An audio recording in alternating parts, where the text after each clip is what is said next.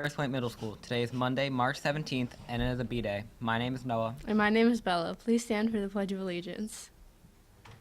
I pledge allegiance to the flag of the United States of America and to the republic for which it stands, one nation, under God, indivisible, with liberty and justice for all. Now Molly with the weather. The weather today is 54 degrees and partly cloudy. Tomorrow will be 38 degrees with a 100% chance of rain and snow. Today's lunch is pizza, chicken patty sandwich, regular spicy, cheese steak sub, grilled cheese sandwich, tempting tomato soup, seasoned potato wedges, crisp coleslaw, and pineapple. We would like to wish a happy birthday to Marcus W. and Riley M. Now over to Joe. Today is National Act Happy Day.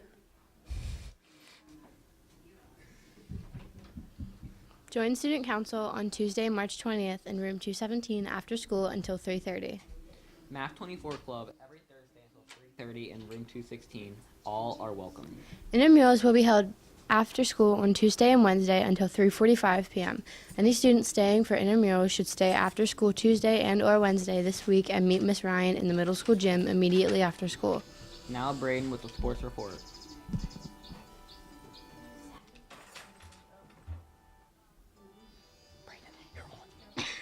Good morning, Sparrows Point Middle School. I'm Braden Buckley with your sports news for over the weekend. March Madness has arrived, and I don't know about you, but my bracket is completely busted. The 16 seed UMBC, University of Maryland, Baltimore County, beat number 1 seed Virginia as the only 16 seed to ever beat a 1 seed in NCAA. NCAA tournament history. That's what I was trying to say. I'm so sorry about that. Also, there's 10 days until opening day for the MLB, and the Orioles still, are lacking starting pitching. But yeah, 10 more days until the season starts, so something to be happy about. For a daring woman in history.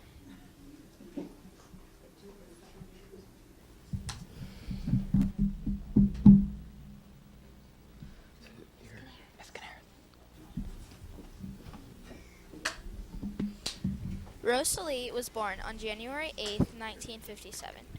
Rosalie went to the University of London and she graduated with honors in astronomy in 1978.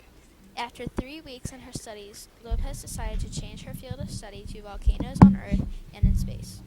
During her PhD, she traveled extensively to active volcanoes. She became a member of the UK's Volcanic Eruption Surveillance Team. Her first experiments of an active volcano was on Mount Athena in Sicily in 1979.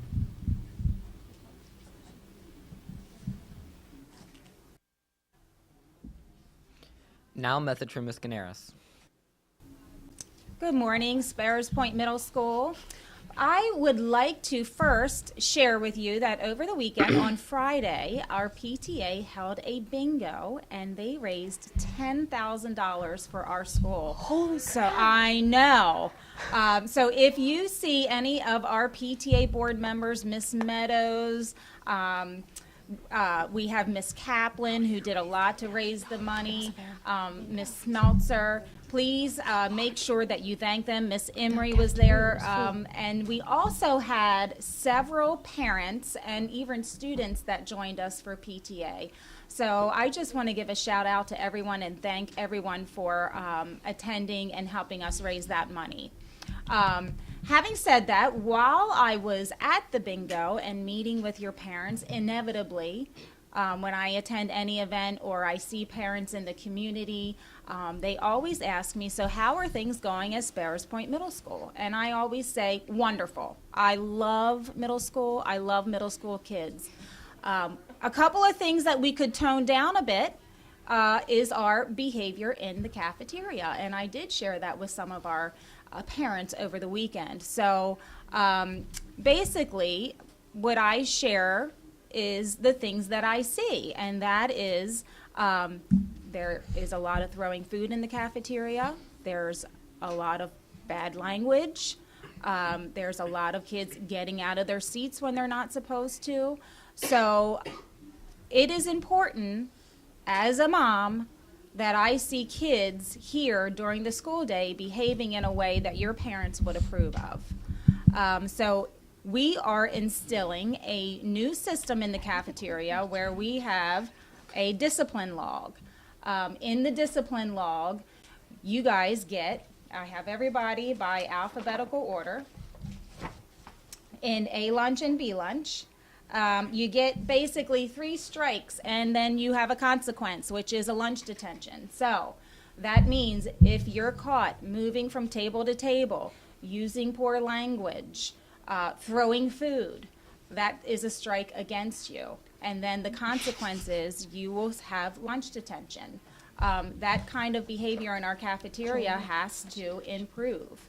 Having said that, another area that I'd like you to be mindful of is we do have a cell phone policy. I know every time I say that, even in this room, it gets quiet. When I give you that reminder, we have a cell phone policy. Cell phones are often in the locker. If we see cell phones, we are going to take them, okay?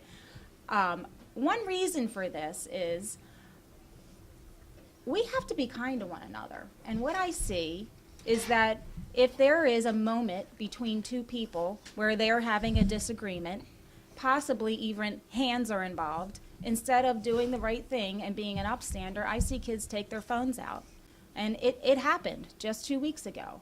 And it's really unsettling to me. And we need to be better people. That can't be a temptation. So one of the reasons why I say cell phones are away is so that a bad moment that is hurtful to someone cannot be taped for all to see. It's just not kind. And so we need to be better in that direction. So again, let me review. Cafeteria rules, in your seat, no table surfing, use appropriate language, no throwing food. I mean, I can't even really believe I'm saying this.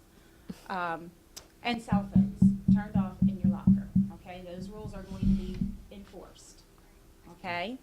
And so with that, we're going to have a fabulous week now that we got all that straight, and I'm going to hand it back over to our news crew. And the quote of the day: if you just set out to be liked, you would be prepared to compromise on anything at any time, and you would achieve nothing. Margaret Thatcher. Thanks for watching. I'm Noah. And I'm Bella. Remember to have pride in all that you do. Really do.